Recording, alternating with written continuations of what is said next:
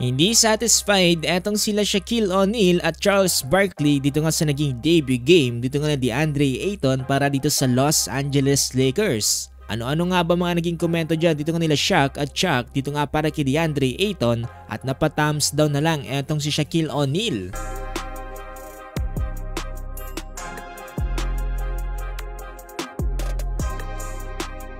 So kahapon nga mga boss naganap ang unang laban ng Warriors at Los Angeles Lakers dito nga sa opening night ng NBA. Isa sa mga pinaka-inaasahan na magpa-pop up para sa LA ay ang kanilang panibagong player na si DeAndre Ayton.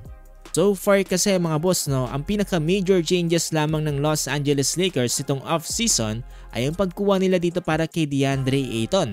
Naniniwala itong si Rob Pelinka, General Manager ng Los Angeles Lakers na si DeAndre Ayton na magiging susi para sa kanilang team. Nitong nakarang playoffs ay nakita nga natin ang pinakamalaking kawalan ng LA at ito nga ay pagkakaroon ng legit na center. Kaya naman itong nakarang NBA offseason ay kinuha nga nila itong si DeAndre Ayton at umaasa na mas magiging malaking tulong to para kila Luka Doncic, Austin Reeves at LeBron James. Kaya naman kahapon sa debut game ni DeAndre Ayton ay nakapagtala lamang siya ng 10 points, 6 rebounds, 0 assists with 1 block. Kasama pa yan ng mga boss ng 4 turnovers. At yan ay sa loob ng 34 minutes of playing time.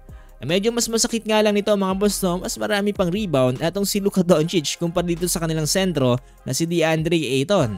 At ako si Luka Doncic mga boss ay nakapagtala ng 43 points, 12 rebounds with 9 assists with 2 steals. Naman hindi na iwasan ma-call out nila Shaq at Chuck eto ngang si DeAndre Ayton. Halina't pakinggan natin to. Tell you something, the only thing I'm watching with the Lakers is DeAndre Ayton.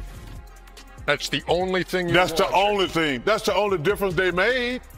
LeBron just older, Luka's in better shape, but if DeAndre Ayton does not play great, the Lakers ain't gonna beat the top teams in the West. What's great? Has he ever played great? What is great? But what other changes did they make? It's all. I know, but I'm just saying, has he ever been described as a great player? He's not, but he's got to play well, really well for the Lakers. Okay. Kaya nga itong si Shaquille O'Neal mga boss ay hindi nga approve dito nga sa naging performance ni DeAndre Ayton at napathumbs down na nga lang siya.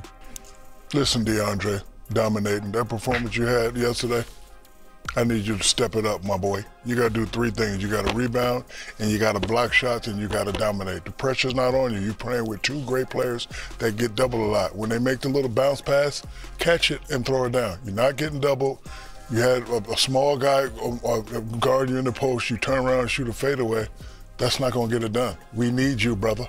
We need you to step up. Shaq, you know what bothered me about it too? It's terrible. Come on, DeAndre, you got to step.